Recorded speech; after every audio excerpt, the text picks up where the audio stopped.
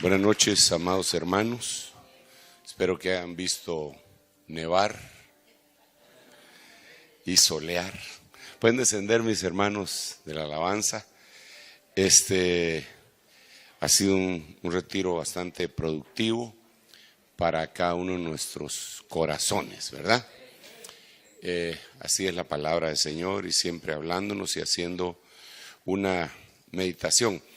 Desde el principio de este año de la abundancia, yo estuve insistiendo con los pastores acerca del hecho de no desperdiciar. El que conmigo no recoge, desparrama, ¿verdad? Y entonces una de las cosas que aprendí en el principio de mi ministerio, tal vez no estaba todavía a tiempo completo, y no se me va a olvidar nunca, hermano, algunas cosas que me acontecieron. Había un hermano que era encargado de los discipulados y se fue. Se lo enviaron a ministrar, y entonces el apóstol tuvo a bien nombrarme a mí como encargado de los discipulados de aquella gran misión. Era bien cardíaco, porque yo tenía que tomar las enseñanzas apostólicas y desglosarlas y trasladarlas. Y bueno, eso no lo puede hacer ningún hombre, sino que lo tiene que hacer el Espíritu Santo. Pero yo estaba trabajando en lo secular todavía, entonces no tenía mucho tiempo para estar remachando y escribiendo y cosas así, ¿verdad? Y entonces una noche el Señor me dio un mensaje, pero ya nosotros todos los jueves nos reuníamos, y el Señor me dio un mensaje precioso. Bueno, a mí me gustó, a los hermanos no sé, pero a mí sí me gustó. Y entonces el mensaje se llamaba el desfile de los coatitas. Era una belleza. Y entonces cuando yo vi el desfile de los coatitas, el Señor me lo mostró y me emocioné, hermano. Y entonces tenía que hablar de muchísimas cosas ahí, y entonces me lo disparé el jueves. El jueves que a mí me tocaba, este es el mensaje que vamos a llevar a todos los discipulados, y me disparé el desfile de los coatitas. Hasta un espigando hicimos, en donde posteriormente estaba el desfile de los coatitas. Y en la semana siguiente empecé yo a orar: Señor, necesito el mensaje ahora, así como el desfile de los coatitas quiero. Y no me hablaba el Señor, hermano. Y no me hablaba, y yo iba de orar, y mientras trabajaba: Señor, ¿qué voy a hacer? Por favor, tú me metiste en esto, así que me tienes que ayudar, por favor. ¿Y ahora qué hago? Ya me va a tocar enseñar. Hasta que me habló y me dijo: el desfile de los coatitas yo te lo di para 7 semanas. Tú tenías que haber enseñado durante 7 semanas el desfile de los coatitas. Yo no sabía, Señor. Perdóname, por favor. Y entonces aprendí que a veces el Señor le da a uno un mensaje de índole profético o para proclamar, que puede ser único en su género. Pero a veces cuando le da un mensaje de tipo magistral o apostólico, es para desarrollarlo. Entonces no se trata de dar algo, dejarlo por ahí y que tal vez le guste a unos y a otros no, porque no es para que guste el mensaje, sino que es una enseñanza y una advertencia. Y entonces empecé a enseñar por series. Y después se vino a fortalecer más cuando tuve que hacer 4 servicios el día domingo, porque yo prácticamente el día domingo predico los 3 servicios primeros, el mismo tema, pero dándole continuidad, y generalmente no me da tiempo. Y de último, un tema escatológico. Entonces lo que he hecho, bueno, estoy testificándole, pero espéreme, le voy a predicar también, no se preocupe. Entonces lo que he hecho es que como tenemos una revista que se llama Rema, entonces en esa revista desarrollamos el tema que se quedó pendiente. Por ejemplo, los lazos de la muerte, que lo empecé a predicar en retiro de verano, no lo hemos terminado de predicar, porque los lazos de la muerte tienen una continuación con los lazos de la vida, porque así como los lazos de la muerte arrastran al cristiano y además a los paganos, al cristiano hacia la tierra, hay unos lazos que te suben. Por eso es que dice la Biblia con tanta claridad en el Salmo 2, ¿por qué se amotinan las gentes y los pueblos piensan cosas vanas? Lo han leído. Pero dice que ellos dicen, rompamos sus coyundas, rompamos sus lazos. Entonces Dios también tiene lazos. Esos lazos, entre paréntesis, no es el tema, pero esos lazos son los lazos de misericordia. Se recuerda que la Biblia dice en Jeremías, con lazos de amor y de misericordia. Entonces hay lazos de Dios y hay lazos del diablo. Entonces Dios está jalando y el diablo está jalando para abajo. Claro que es un lenguaje simbólico, porque si fuera solo así, Dios es el que gana. O sea, el diablo no le aguanta ni el primer round al Señor, ¿verdad? Pero nosotros somos los que decidimos, al final de cuentas, aquí en dónde vamos a poner nuestro peso. Entonces necesitamos definitivamente dar continuidad a los mensajes que damos. Hermanos pastores, porque este es un retiro pastoral, pero son bienvenidos todos los hermanos que nos honran con su presencia y que no son pastores. Pero les quiero decir lo siguiente: nosotros tenemos que tener bien claro, que el hecho de predicar un mensaje una vez no quiere decir que ya todos lo entendieron. Y es que tenemos esta presión a veces, ¿verdad? Porque nos echamos un mensaje y digamos a la semana volvemos a hablar del mismo mensaje, y algunos de los discípulos que estaban poniendo atención y que apuntaron dicen, repitió el mismo mensaje, ¿verdad, hermano? Y como diciéndole a uno, como que ya no tiene parque, ¿va? Como que se le acabó, ¿verdad? Y entonces eso hace que uno vaya a hacer, que uno haga tonterías. Porque entonces uno empieza, ¿dónde encuentro? Se va a internet a darle copy-paste a todos los mensajes de todos los siervos, ¿verdad? Ahí entra con Germán Ponce, con Mario Rivera, con el hermano Raúl Martínez, con Sergio Enríquez, copy-paste. Vamos a ver cuál me gusta. Tim Marín de dos,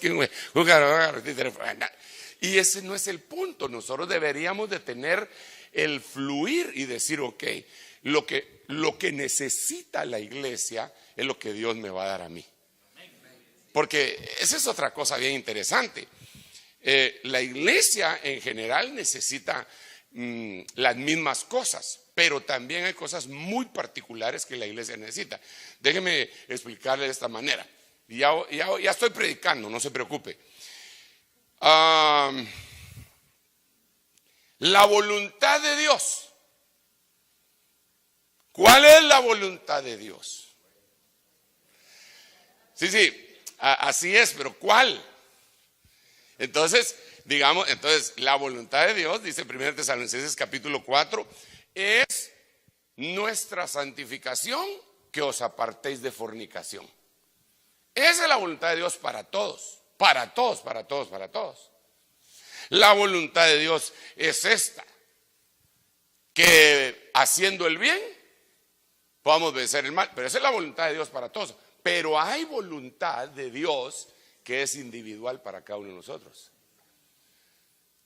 Entonces yo puedo predicar la voluntad de Dios en general para toda la iglesia, pero el único que puede averiguar cuál es la voluntad de Dios para su vida es el hermano que va definitivamente a ser guiado por el Espíritu Santo. Por ejemplo,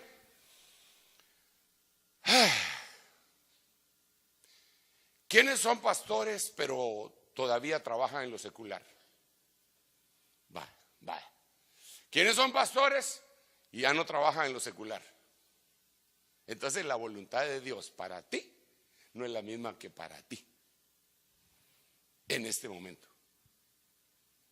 ¿Sí me va a entender? Va. Entonces así es en la iglesia. Uno como predicador el mensaje es general. Por ejemplo, Cristo viene. Pero hay algunas cosas que el Espíritu Santo quiere dar dentro de la iglesia que no atañen a otra iglesia, o por lo menos en ese momento, sino que le sucederá después. Por eso es que el apóstol Pablo decía, esto es interesantísimo, hermano, hombre, bien interesante, sobre todo para los que nos toca predicar.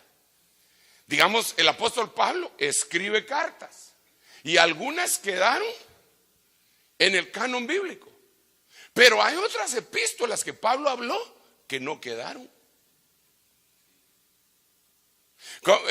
¿Cuál es aquel versículo que él dice, esta carta, que la lean,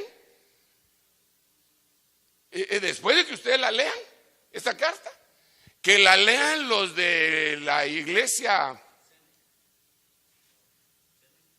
no, la Odisea, que lo lean los de la iglesia la Odisea, y la carta que le envía a los de la iglesia la Odisea,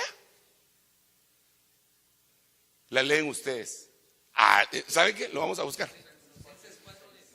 ¿Cómo dice? ¿Qué dijo? Cuando esta carta se haya leído entre vosotros. Colosenses. ¿Qué? 4:16. Fíjense pues, cuando esta carta, esa es palabra del Señor. Esa es una carta inspirada. Cuando esta carta haya sido leída entre vosotros, hacedla leer también en la iglesia de los laodicenses. Y vosotros por vuestra parte, leed la carta que viene de la Odisea. ¿Y dónde está la carta de la Odisea? Pues no me vaya a decir usted, está en Apocalipsis cuando le habla a la iglesia de la Odisea. No, porque ese fue Juan. Pablo le escribió a los de la Odisea y no era una escritura inspirada para toda la iglesia. ¿O tiene usted epístola de la Odisea en su Biblia? ¿Se da cuenta? Entonces hay mensajes que son específicos para algún lugar.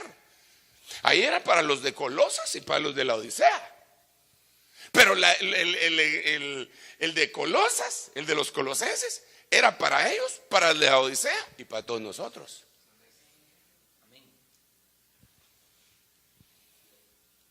¿Dónde estará esa carta de la Odisea, muchachos? Ay, perdón, hermanos. ¿Dónde? Entonces, debemos estar muy listos en esto, porque hay necesidades dentro de la iglesia que usted pastorea. Digamos, es una iglesia bebé. Usted se va a poner a hablarles de los Nefilim. No, usted primero tiene que hablarles que hay que tratar bien a la señora. Y a la señora que se sujete. Hay que decirle, hermana, sujeta. Eso puede ser entendido de dos maneras, ¿verdad? Doblemente sujeta o el que usted agarró. Bueno, toda esta vuelta para decirle que el tema que voy a predicar es el mismo de la mañana. ¿Por qué razón? Porque el diablo, que el Señor lo reprenda, tiene una puerta de entrada. Y dijimos ya que esta puerta de entrada la define Efesios capítulo 4, versículo 26, en donde él dice, airaos, pero no pequéis. No se ponga el sol sobre vuestro enojo, ni deis oportunidad al diablo. Yo mezclé aquí dos versiones, la Biblia Pratt en el verso 26 y la Biblia de las Américas en el 27, pero no deis entrada al diablo, no deis lugar al diablo. Eso es lo que prácticamente dice ahí. En otras palabras, airarse es algo normal. Todos nosotros, hermanos amados, en nuestro carácter podemos entristecernos, alegrarnos, enojarnos, etcétera. Es más, nosotros vemos al Señor Jesucristo entristecido. Mi alma está triste hasta la muerte. Lo vemos regocijándose. Te alabo, Padre, que escondiste estas cosas de los sabios, de los eruditos, de los entendidos, y se la diste a estos pequeñitos. Se alegró, pero también se enojó. Hizo un suchicote. Le tumbó las mesas a los cambistas en el templo 2 veces y les pegó. ¿Usted alguna vez le ha pegado a algún hermano? Esta no es una invitación. Lo que estoy diciendo es que Jesús se entristeció, Jesús se alegró y Jesús se enojó. Nosotros también. No me vaya a decir usted que, no, hermano, yo nunca me enojo, ni nunca me entristezco, porque estoy al frente de una iglesia, no puedo estar triste. Y, hermano, como un himno, mire, a veces cantamos nosotros cosas que no son muy ciertas, ¿ah? No puede estar triste un corazón que alaba a Cristo. No puede. Bueno, realmente no debería estar triste, porque si alguno vino triste, que haga oración, y si alguno vino alegre, que cante alabanzas, ¿verdad? Pero lo cantamos. Yo un día, hermano, hace muchos años, todavía no estaba llamado al ministerio, andaba trabajando en un pueblito de allá de Guatemala, y entonces la necesidad de ir a la iglesia, decía, ¿dónde estará la iglesia? Que me fui a meter a una iglesia y no había culto, pero había discipulado. Y el pastor estaba sentado y los hermanos así alrededor. Yo llegué ya un poco tarde y solo jalé mi silla y me quedé sentado hasta atrás, y el pastor empezó a decir, hermano, nunca hay que estar triste, no podemos estar triste, no hay que llorar. Cuando uno tiene una necesidad, no hay que llorar. Y yo decía, este hombre está fuera de sí mismo. Entonces una hermanita le dijo, hermano, pero Jesús lloró, le dijo. Pero de alegría, hermana, pero de alegría, le decía a él, era.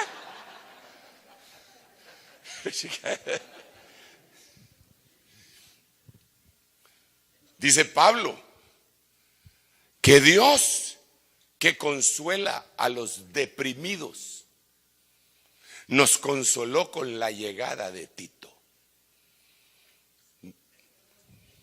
Amén, dice Tito. El único amén que se oyó fue el de Tito, ¿eh? O sea que Pablo se había deprimido. Pero el asunto aquí va más allá. Porque si uno permanece enojado, puede perder muchas cosas. Y por eso yo le pongo a esto la puerta del diablo. Digamos, el hombre más manso, y aquí lo tengo, el hombre más manso de toda la tierra, Moisés, está reportado que por lo menos se enojó 8 veces.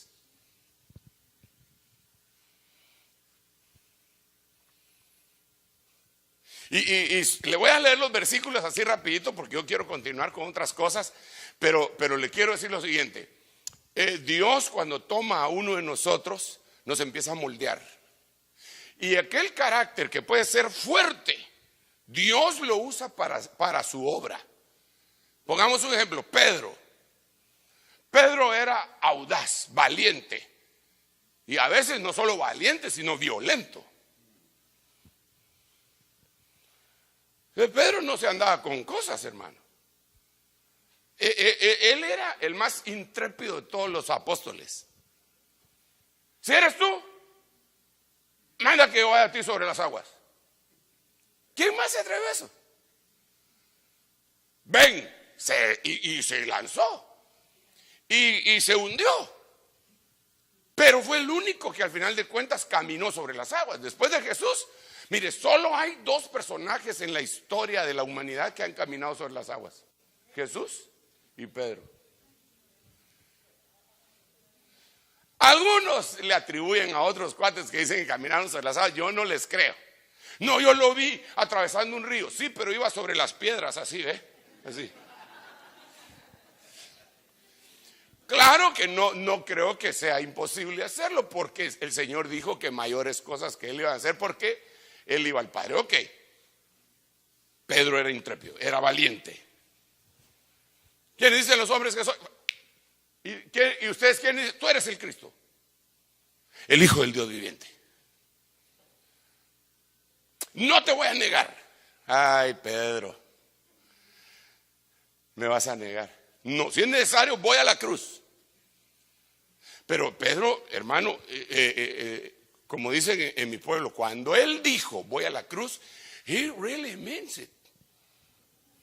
Él de veras lo estaba diciendo en serio. Y cuando vino el problema, sacó su espada y tiró a matar. Él no disparó al aire. Él le lanzó el espadazo al pescuezo del sumo sacerdote. Lo que pasa que el otro había visto Matrix y todavía se hizo así, hermano. Pero le pasó volando aquí. Pero sí le había tirado a matar. Ahora, ese carácter impulsivo de Pedro en las manos del Espíritu Santo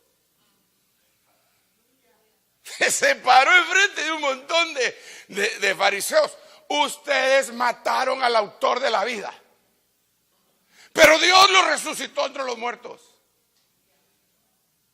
El que había negado delante de una sirvienta, ahora se le ponía al brinco a todos los líderes religiosos. Entonces, yo no digo que tú que se te quite tu carácter, sino que dejes que te lo moldee el Señor. Porque si queda en manos tuyas ese carácter, vas a hacer destrozos. Y en manos del diablo ya no se diga.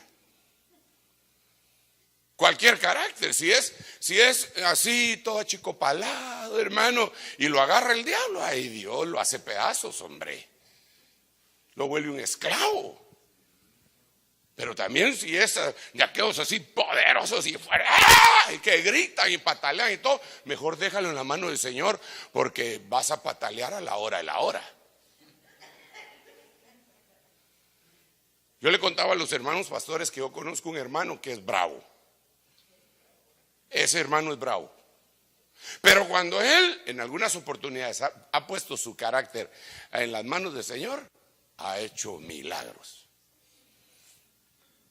Un día estaba dando una campaña evangelística en el parque central de un lugar de Guatemala que se llama El Store.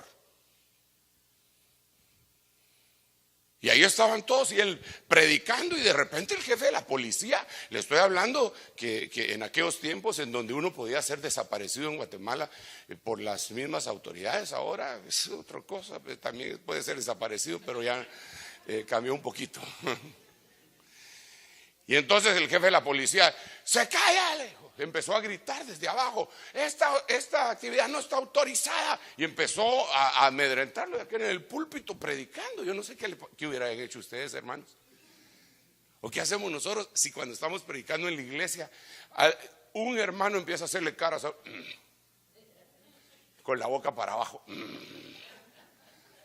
Eso no es así, y uno hasta se molesta. Y ahí imagínense que el jefe de la policía llegue y le diga así, y usted está predicando a media campaña. El carácter en las manos del Señor, él lo tenía en las manos del Señor en ese momento. Y le habló al jefe de la policía: en el nombre de Jesús, se calla. Hermano, yo no me hubiera atrevido a hacer eso. O tal vez sí, ha usado por el Espíritu Santo, ¿ah? Se calla. Yo soy un siervo de Dios. Estoy hablando la palabra de Dios. Usted tiene que respetar. Y se achicopaló el jefe de la policía. Se quedó callado. Él quería callar al siervo y él terminó callado y avergonzado, porque el siervo de Dios se iba a ir después de la campaña, pero el jefe de la policía se iba a quedar ahí. Todos iban a hacer mofa de él. Lo miraban, adiós, jefe de la policía, que lo calla cualquier predicador, o sea. Pero el poder del Espíritu Santo, si tú le entregas tu carácter a Cristo hoy, por favor, yo no te estoy diciendo que cambies tu carácter. Por eso tengo que continuar en la enseñanza, porque no quiero dejar esa impresión. Lo que te quiero decir es que el carácter con el que tú naciste puede tener algunas aristas que hay que lijar y todo lo que tú quieras, enderezado y pintura y todo lo que quieras, pero ponlo en las manos del Señor y Él lo va a utilizar. Amén. Ahora, Moisés, sí le cambiaron el carácter. Se lo voy a leer, hermano, así rapidito. Vamos a ver si lo tengo por acá. Dice en Números 12:3, y aquel varón, Moisés, era muy manso, más manso que ningún hombre de cuanto había sobre la faz de la tierra. Ya no arreglamos la cosa esa, ¿eh? Tal vez arreglamos en la noche para que se mire todo. Entonces era muy manso. Era muy manso. Era muy manso. Sin embargo, la razón por la que no entró a Canaán está descrita en Deuteronomio capítulo 32 en los últimos 4 o 5 versículos. Si quieren lo leemos. Vamos a ver si lo tenemos por acá. Deuteronomio. Vamos a ver. Gracias, hermano. Gracias. Deuteronomio 32. Hay varios versículos que hablan de esto. Sí, desde el 48 dice: en aquel mismo día habló el Señor a Moisés diciendo: sube a estos montes de Abarim. O sea que habían varios montes, ¿verdad? Que se llaman de un monte, en unos picos. El conjunto de esos picos se llamaba Abarim, pero a él lo mandaron específicamente al monte Nebo, que está en tierra de Moab, frente a Jericó, y mira hacia la tierra de Canaán, la cual doy a los hijos de Israel en posesión. Morirás en el monte al cual subes, y serás reunido a tu pueblo, así como murió tu hermano Aarón sobre el monte Hor, y fue reunido a su pueblo. Déjenme parafrasear: morirás porque me fuiste infiel. ¿Moisés fue infiel? Pregúntele al que tiene la par. ¿Moisés fue infiel? Pregúntele, por favor. Pregúntele. Bueno, pues ahí dice que fue infiel. Pero ¿cuándo fue infiel? ¿Fue infiel Moisés en algún momento, sí o no? ¿Ah? Sí, hermano, sí, ahí dice. ¿Por qué se me queda viendo como que dice, me quiere hacer una pregunta capciosa? O como dijo un hermano, cacciosa.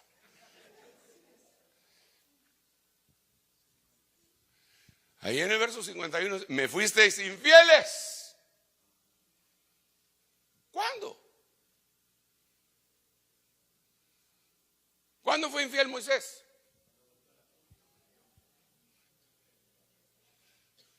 Fue infiel cuando Dios le dijo que le hablara a la roca y en vez de hablarle la golpeó. Ahí fue infiel. Ahora la pregunta, porque yo sigo preguntando: ¿y por qué fue infiel? Por haber golpeado la roca. Porque no obedeció. Muy bien. Me voy a preguntar yo mismo, porque ya me di cuenta que usted no me quiere contestar. Entonces no hay problema. Voy a hablar con mi amigo imaginario. Entonces, está bien. ¿Por qué fue infiel? Porque golpeó la peña. ¿Por qué golpeó la peña? Porque se enojó. Y a eso le llama el Señor ser infiel. Lo que pasa que el Señor a él sí ya le había cambiado el carácter. Porque el versículo que le leí dice que era el más manso de toda la tierra. Y ahora él se enojó, golpeó la roca. Y eso le impidió entrar a Canaán. Ahora, eso es bien tremendo. Porque, mire pues, que Dios nos ayude, nos guarde, nos ayude de veras, hermanos. Porque dice, cuando se destruye Jericó, Josué pronuncia una maldición. Y dice: maldito el hombre que reconstruya Jericó. Sobre su hijo mayor pondrá sus cimientos y sobre su hijo menor las puertas. O al revés, no recuerdo exactamente el texto. Entonces más adelante dice: en el tiempo de, bueno, y él de Betel reconstruyó Jericó a costa de la vida de su hijo mayor, Segub creo que se llamaba, Abiram y Segub. ¿Lo tenés ahí? Oiga, ¿qué fue lo que pasó? Ahí está el Mike.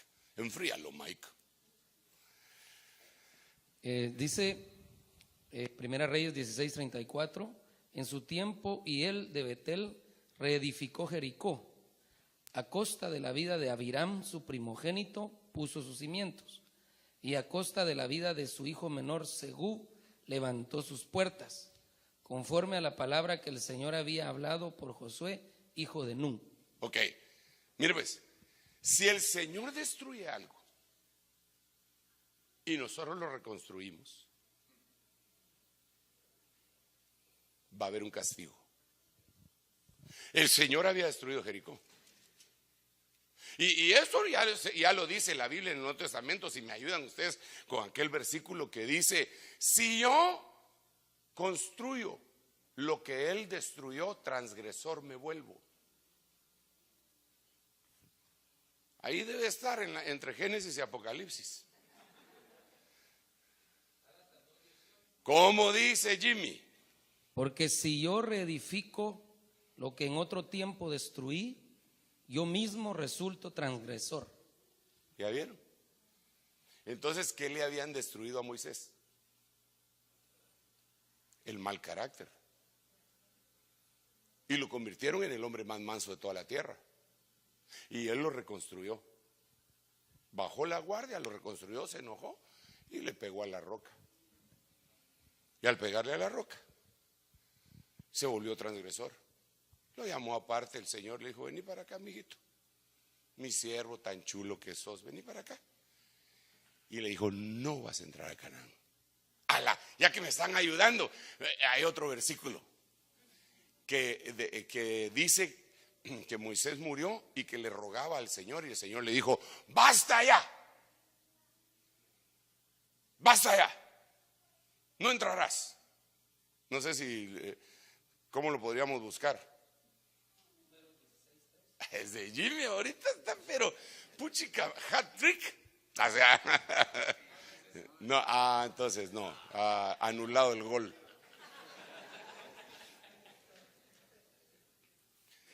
Tendría que ser el contexto, ¿verdad?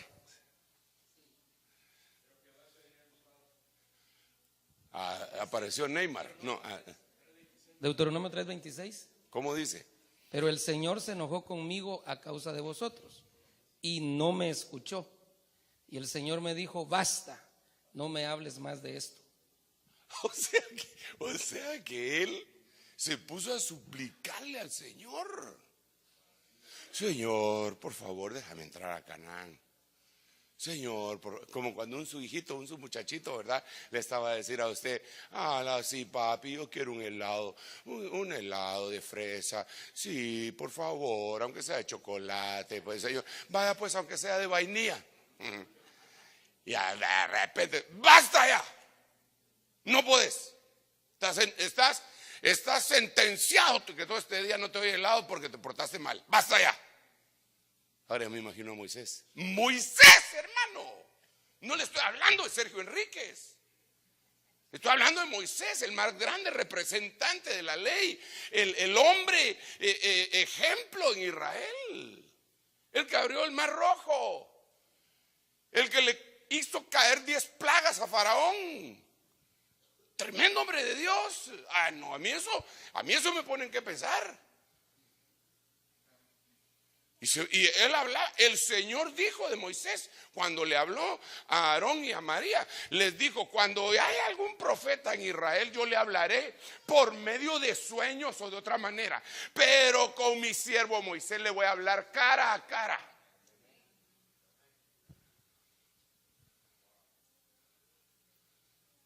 Pero, ay, Padre, ayúdanos, por favor.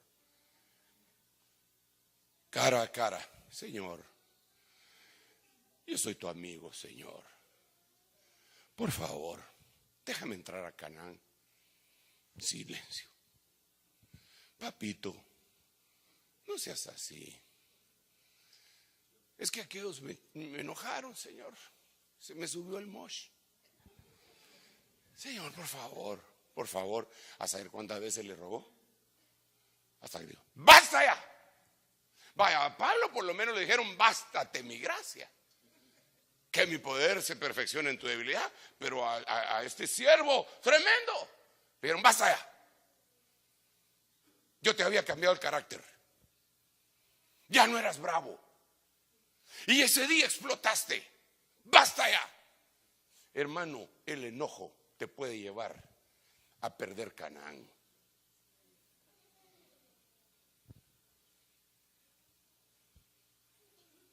El enojo te puede llevar a perder Canaán.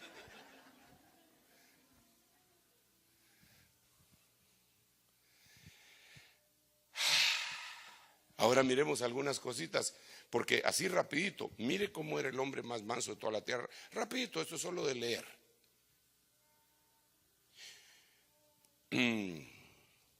Esto lo leímos en la mañana.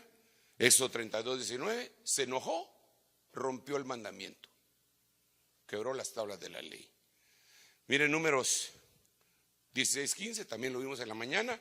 Se enojó y prácticamente maldijo al pueblo, porque a los que estaban feos no les aceptes su ofrenda, no se las aceptes, que su semilla no sea productiva, que solo inviertan pero que no tengan nada a cambio. Eso es lo que le está diciendo ahí. Esto fue lo que hizo, mire. Moisés levantó su mano y golpeó la peña 2 veces con su vara y brotó agua en abundancia. Pero no era conforme a la voluntad de Dios. Dios le había dicho que le hablara. La primera vez sí le había dicho que la golpeara. Esto tiene significados varios, diversos. Solo le voy a decir uno así rapidito. Dios le habló la primera vez a Moisés y le dijo que golpeara la roca y salía agua. La segunda vez Dios le dice que le hable. Dios puede cambiar estrategias. Es el único que puede cambiar estrategias. Nosotros no. Solo tenemos que usar estrategias humanas. Pero Dios sí puede cambiar estrategias y puede decir, ok, yo dije en el pasado que lo hicieran de esta manera, ahora para este tiempo lo vamos a hacer de esta otra. Y cuando uno sigue necio en la tradición, le puede venir el zapotazo. Bueno, sigamos. Mas no obedecieron a Moisés y algunos dejaron parte del maná para la mañana siguiente, pero crió gusanos y se pudrió. Y Moisés se enojó. El más manso de la tierra se enojó. Tú eres el más manso de la tierra. Saber cuántas veces al día te enojas.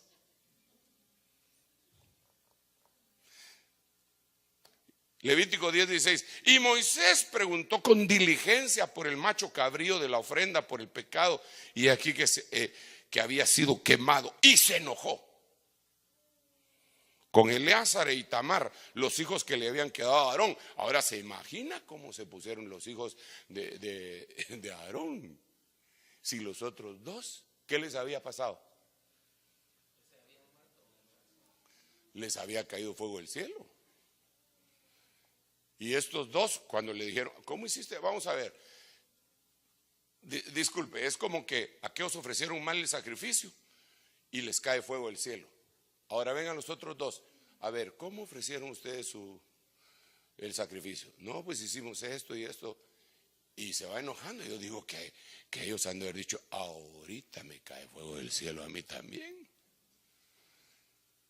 Los asustó. Hermano pastor, tú no puedes gobernar a la iglesia de esa manera.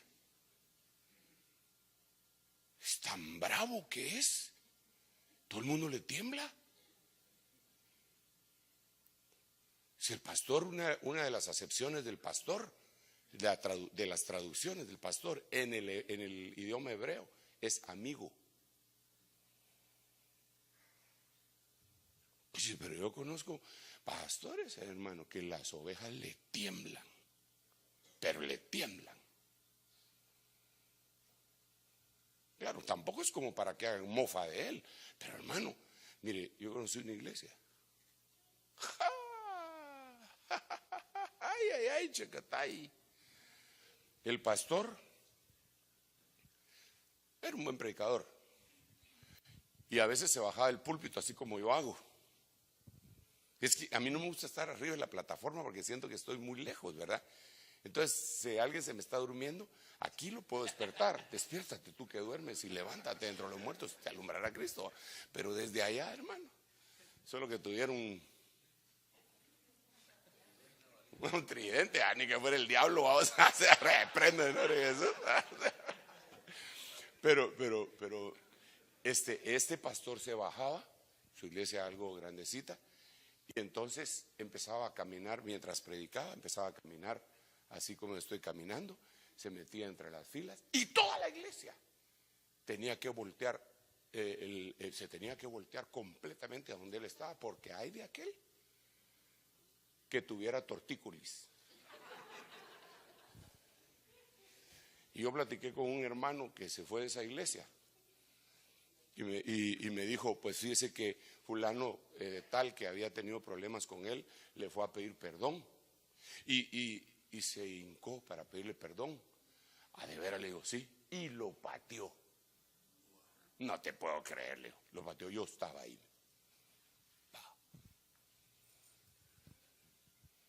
Le temblaba la gente. Ese cuate, él está haciendo un gran daño a la iglesia, pero él no va a entrar a Canaán. Olvídese, no va a entrar. Si no entró Moisés.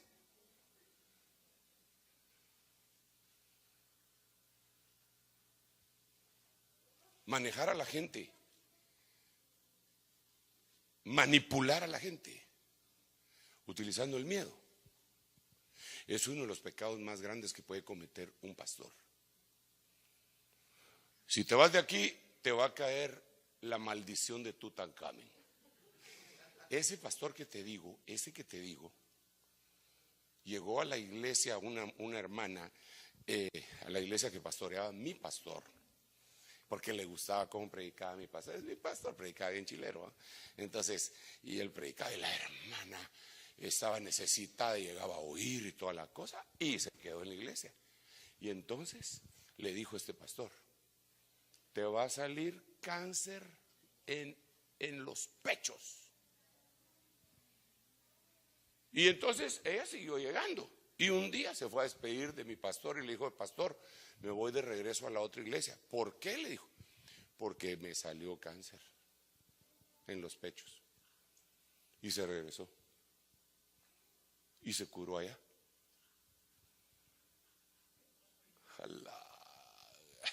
¿Se imagina usted esa gente sojuzgada? No, ese no es el evangelio del Señor Jesucristo. Entonces más vale que nosotros cambiemos nuestro carácter. Si somos muy bravos, hermano, por favor, pongámoslo en las manos de Cristo y Él nos va a ir suavizando poco a poco, así nos va a ir lijando y lijando hasta que nos deja seditas. Cuando sea necesario verdaderamente, Él va a permitir que brote. Amén. ¿Cuántos quieren entrar a Canaán? Amén. Sí, que es abundancia. Y que Dios nos ayude. Ok, miremos otro así rapidito, porque dije que no iba a predicar, solo iba a leerlo de esto, porque quiero platicarles de otras cosas, siempre del mismo tema. Moisés, mire otra vez, 31:14, Moisés se enojó con los oficiales del ejército, los capitanes de miles, los capitanes de cientos que volvían del servicio en la guerra. Hermanos amados, con todo respeto, yo sé que ellos pudieron haber hecho algo, pero ¿cómo se va a enojar con ellos? Mire pues, ¿cómo nos vamos? Mire, nosotros hacemos actividades pesadas, hermano, ahí en Guatemala, varias actividades, pero las más gruesas son la vigilia de fin de año. Ahí tenemos que alquilar el estadio, tenemos que, ¿qué más tenemos que hacer, mijo? Porque él es el que se encarga de eso, alquilar el estadio, préstame el micrófono. Mire, tenemos que hacer un sinnúmero de cosas impresionantes. Y bendito sea el nombre del Señor, hay pastores que nos ayudan con su gente también, porque no nos daríamos abasto. Sí, hermano, hijo. Hay que alquilar baños, hay que alquilar sonido, cámaras, tarimas, el techo que se pone en la tarima, seguridad, transporte, internet para poder transmitir, un montón de equipos. Policía, EMETRA, Policía Nacional, cosas, ¿cómo se llama?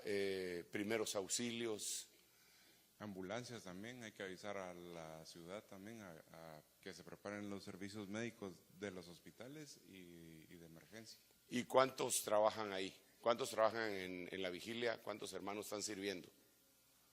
Entre todas las iglesias como unos 8,000, digo yo. Entre 8,000 gente sirviendo.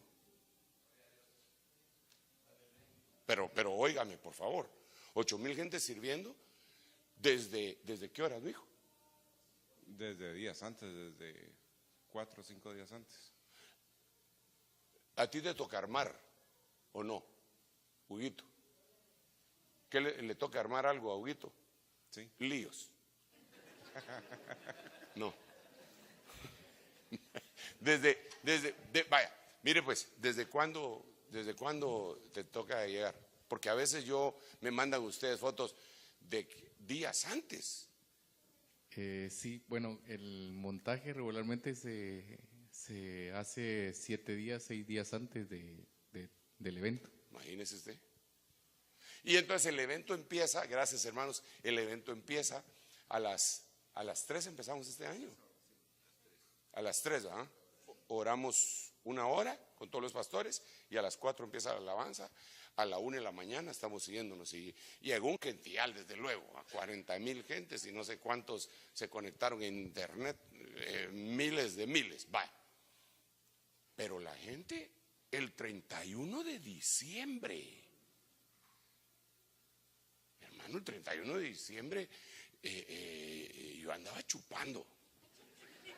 Y habrán algunos que no chuparan, qué sé yo, pero se iban con su familia o a la playa. El día siguiente es feriado. Y nuestra gente lo que está haciendo ahí es sirviendo. Y hermano, y el día siguiente, el 1, empiezan a desarmar. Vaya, ellos regresaron de la guerra. Hicieron un esfuerzo. Supónganse que yo el día lunes no los miro en la iglesia. Bueno, muchachos, ¿qué pasó? No, hermano, es que estábamos bien cansados, me quedé dormido. ¿Cómo así que? ¿Cómo me voy a enojar contra los capitanes y contra los jefes de cientos? Que derramaron su vida ahí para servirle al Señor y para que el mensaje, porque a mí lo único bueno, sí es una cosa importante lo que a mí me toca. Me toca lo espiritual y proclamar y todo eso. Pero sin la ayuda de los demás, ¿dónde? Solo que me vaya al Parque Central con un altavoz. Entonces nosotros debemos de considerar a los hermanos que trabajan. Eso lo dice la Biblia. Y hay unos que son dignos de doble honor. Hay gente en las iglesias, hermano, que no le hacen feo al chance. Aquí estoy. ¿Qué es lo que quiere? No se preocupe, pastor. Déjemelo a mí. No lo hace bien, pero por lo menos le da casaca a uno. Hay disposición. La actitud es lo que cuenta. No se preocupe, ahí voy. Esa gente uno la termina apreciando. No es que no ame a los demás, pero esa gente, según la Biblia, merece mejor. Y Moisés se enoja con ellos. Si ellos venían de arriesgar su vida.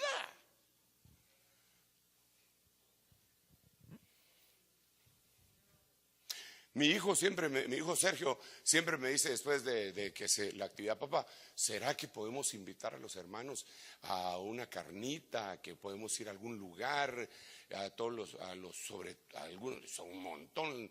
Yo hago cuenta, digo, a saber si va, y él se las ingenia, está bueno, le digo yo.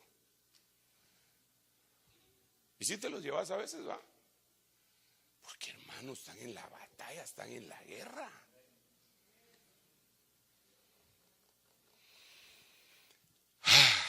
Dije que no iba a predicar de Moisés. Y hoy no hay luz, no miro luz ahí. ¿Cómo voy? No te lo puedo creer. 50 con S o con C. Con S. Va, mire cómo era Moisés al principio. Solo estos dos les leo y entonces ya empiezo a predicar. No se preocupe. Éxodo 2:16. Y el sacerdote de Madián tenía 7 hijas, las cuales fueron a sacar agua y llenaron las pilas para dar de beber al rebaño de su padre. Entonces vinieron unos pastores y las echaron de ahí. Pero Moisés se levantó y las defendió y dio de beber a su rebaño. Se enojó. Cuando él vio la injusticia, se enojó. Él así era, hermano. Impetuoso. Y no era un pastor. Eran varios pastores y a todos se les puso al brinco. Yo imagino que les pegó. Y mire lo que había hecho antes. Entonces miró alrededor, cuando vio que no había nadie, mató al egipcio.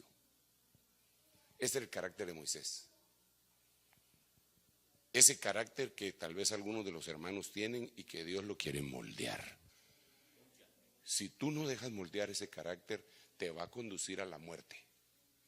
Si tú no dejas moldear ese carácter, le vas a abrir la puerta al pecado, al diablo.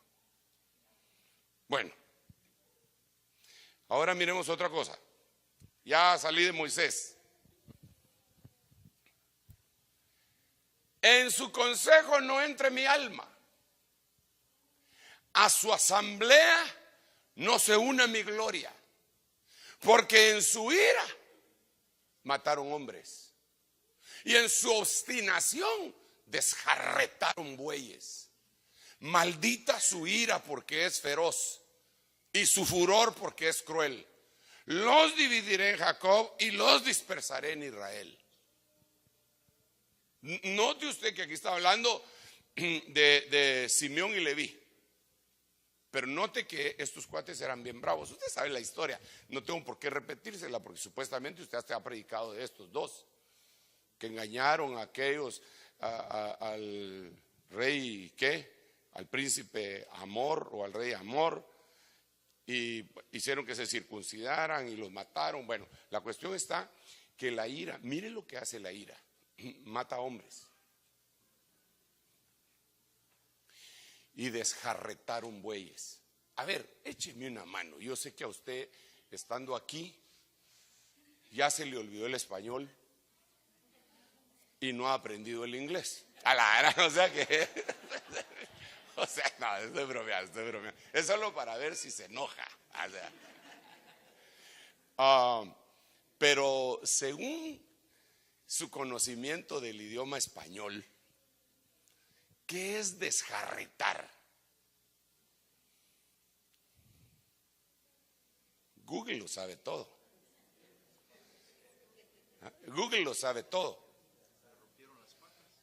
Romperle las patas. Miremos qué dice Google.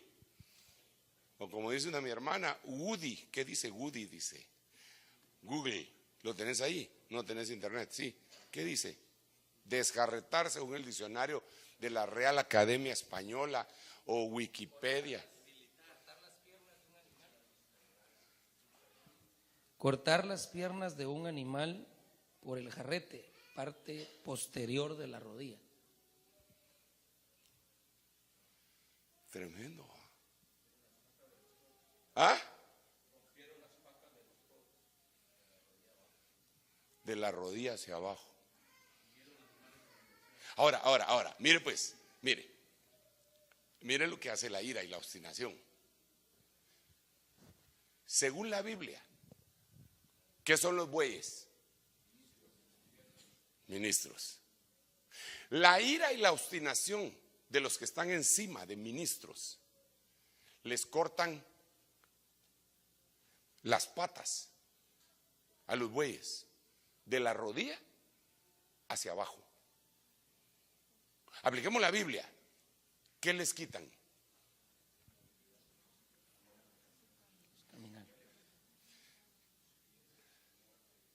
¿Sí se recuerda del río de Ezequiel? Que mide 1000 varas y se mete hasta los tobillos, mide 1000 varas, se mete hasta las rodillas. El caminar, el llevar el evangelio por todo el mundo. Un ministro del evangelio puede estarle cortando los pies a otro.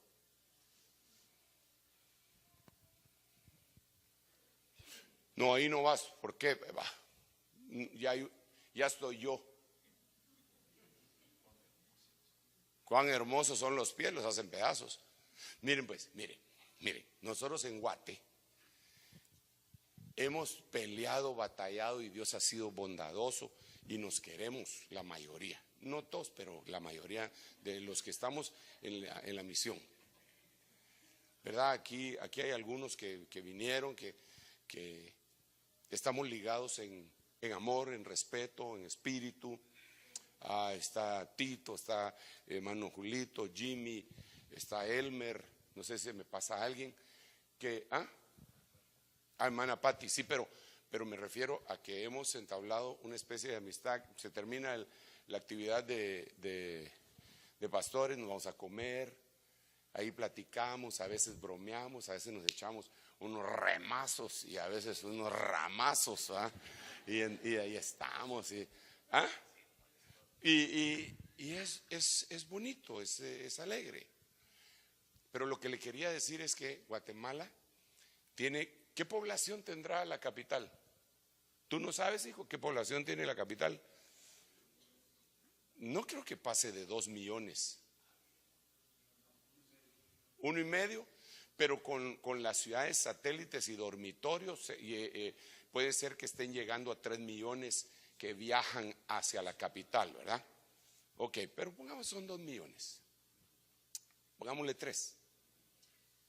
Cuando yo hago un almuerzo o desayuno para los hermanos, y cuando hacemos desayunos que a veces te toca a ti y a Elmer, 2 millones dice.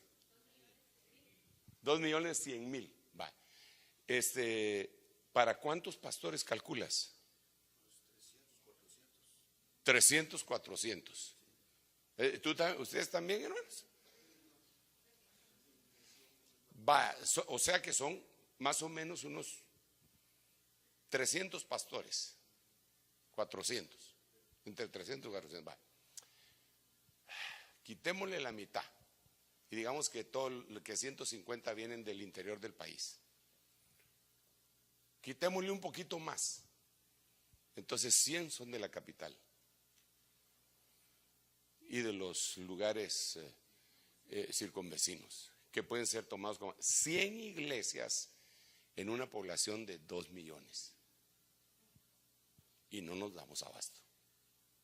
Yo no comprendo por qué hay gente que se opone a que pongan otra iglesia en su población que tiene 10 millones.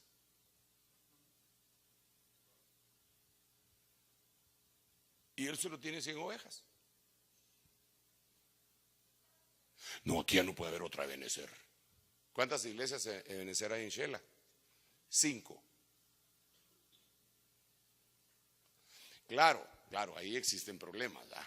Porque hay hermanitos especiales, con necesidades especiales, ¿verdad? Hay hermanitos que tampoco le atinan, ¿verdad? Y quieren poner otra iglesia partiendo la que ya estaba, ¿verdad? Entonces eso tampoco, ese no es el fluir. Pero si hay 100,000 personas, 100,000 hispanos, 100,000, habría que evangelizar a 100,000, con 1,000 que se convirtieran y llegaran a la iglesia. Pero ¿por qué les vamos a cortar las patas a los bueyes? ¿Por qué los vamos a mutilar? ¿Por qué les vamos a quitar la oportunidad de que se expandan? Y eso lo hace la ira. Qué malo está eso, hermano. Muy malo. Pero no solo eso, les cortaron las rodillas. Y eso es oración. Los dañaron tanto que ya no están orando. Entonces, esos güeyes fueron muertos, pero estos, los que hicieron eso, miren lo que les pasó. No entre mi alma a su asamblea, no se una mi gloria a ellos, a su asamblea, perdón, no se une mi gloria. Maldita su ira feroz. Los dividiré en Jacob y los esparciré en Israel. Tenía un castigo. Di no al enojo.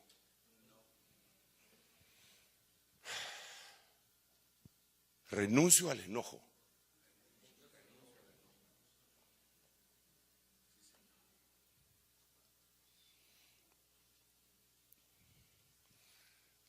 A nosotros nos tienen, Dios permite, hermano, que nos vayan poniendo seditas. ¿Sabe que yo le contaba a ustedes y a los hermanos que, digamos, a mí que me toca viajar bastante y ahora que ustedes también están viajando mucho, gracias a Dios, en las fronteras, hermano, ahí uno se pone o sedita o sedita. Y a veces es un chiquillo el que está ahí, malcriado, mocoso, pero que tiene autoridad. ¿A qué viene? No, pues hábleme claro. No English. ¿Cómo que no English? Y le empieza a decir a uno un montón de, no sé si lo está maltratando o qué va. Sí, y uno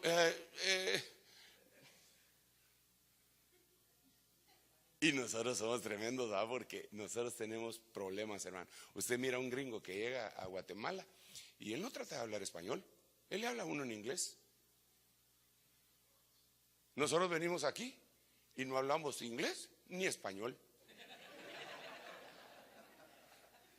Sí, a veces hasta cuando hablamos el español al gringo le decimos, no comprende. Yo no comprende, le decía, o sea que estás en la calle, ¿verdad? Si uno debería hablar algo. No, mire, señor, disculpe, pero fíjese que yo no puedo hablar inglés, yo soy turista, que no sé qué. Y, no, le dice el otro, no Spanish, no, es que yo no English, por favor. Mire, y como hay un idioma que es el idioma mundial. Un hermano que regresó de Israel, le digo, ¿qué tal vos? ¿Qué tal te fue? Cansado, hermano. ¿Por qué cansado? Cansado en las manos de tanto hablar hebreo, me dijo. Y de veras dice que se puso malo el estómago y quería una sal de uvas picot. Y entonces no hallaba cómo hacer y llegó con el cuate y le enseña un vaso.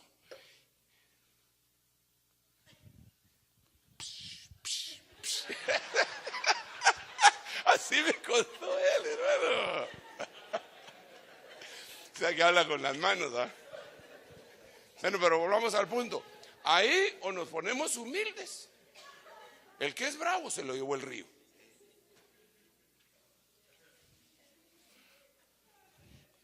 Yo conozco un hermano que cuando entró la primera vez a Estados Unidos, él iba a una entrevista con no sé quién y el cuate le empezó a hacer preguntas porque era la primera vez que entraba a Estados Unidos y entonces él empezó a contestar y de repente le dijo él al de la migración, bueno, apúrese porque tengo una cita, le dice, hermano.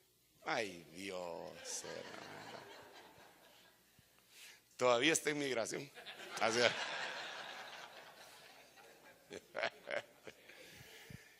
Ahí uno se traga su orgullo y su cólera. Entonces yo me pregunto, ¿por qué uno sí puede controlar su cólera ahí y no en la casa? Esa es la pregunta del $1.000.000. ¿Por qué sí puede controlar su ira ahí y no en la iglesia? ¿Por qué en la iglesia sí se pone brincón? Y es una autoridad más fuerte, pero que no es impuesta. Cualquier parecido es simple coincidencia. Salud.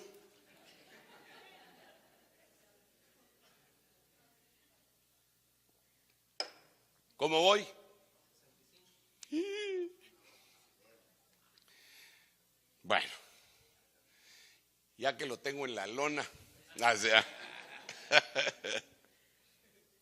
este ya lo habíamos leído. Usías, con un incensario en su mano para quemar incienso, se llenó de ira. Estaba en el lugar santísimo y se llenó de ira, hermano. Y mientras estaba airado contra los sacerdotes, la lepra le brotó en la frente, delante de los sacerdotes, en la casa del Señor, junto al altar del incienso. Gracias, hermana. Creí que me venías a sacar, pero veo que no. Gracias. Un consejo para todos los ministros: no ministremos cuando estamos enojados. Es preferible calmarse o dejar el paso a algún ministro. A mí, por lo menos, ya me han tocado las dos cosas. Han habido oportunidades que me he puesto tan bravo que hasta me pongo a temblar, y otro que predique. Porque si no, voy a golpear a la gente que no tiene nada de culpa.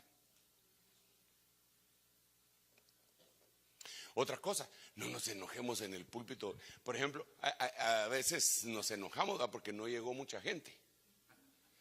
Y agarramos el púlpito para apalear a los que llegaron, ¿verdad? Sí, responsables. Pero los irresponsables ni están. Hay que hablar con los responsables que todavía nos hicieron el favor de irnos a oír, ¿verdad usted? Bueno, vamos a ir cerrando, pero solo. Pero Caín y su ofrenda no miró con agrado, y Caín se enojó mucho. Se enojó mucho. Y su semblante se demudó. No he corroborado esto, pero más o menos recordando la historia bíblica de Génesis, diría que Caín fue el primer humano que se enojó. ¿O hay otro? Caín fue el primer humano que se enojó. O sea que si hay alguien que se enoja mucho, hay que decirle: no seas Caín. No, porque entonces se va a enojar más todavía, ¿va? Caído, ¿va?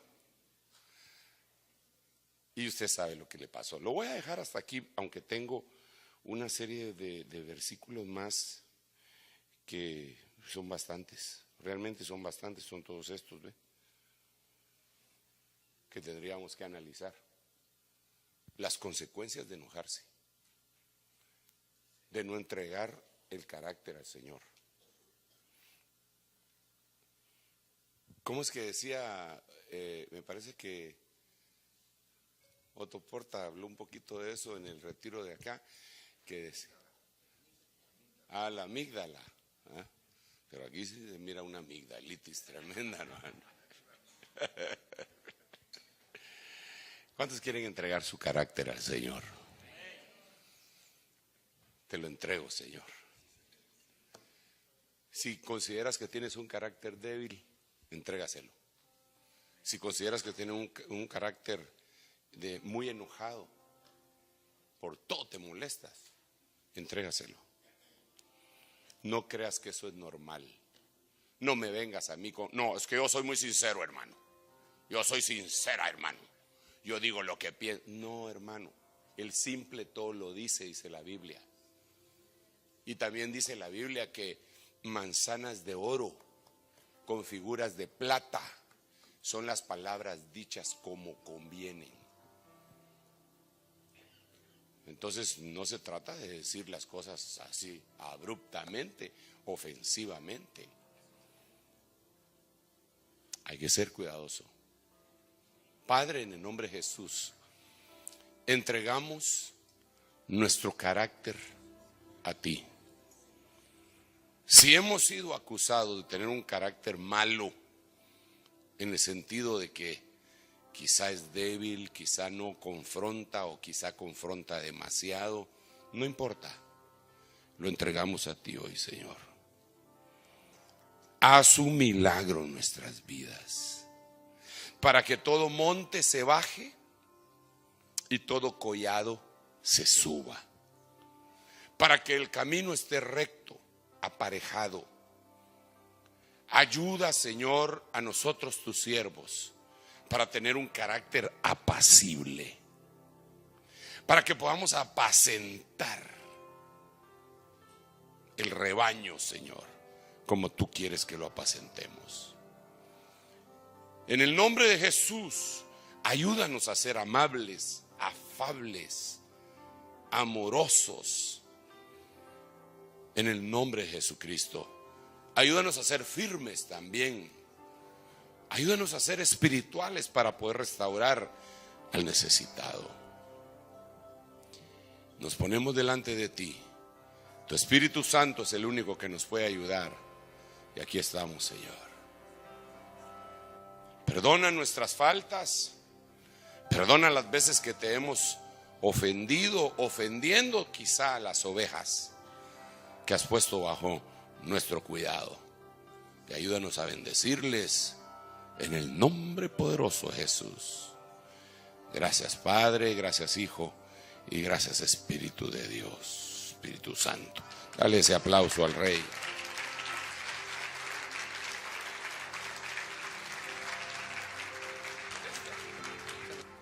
No daré mi vida a nadie más que a Él.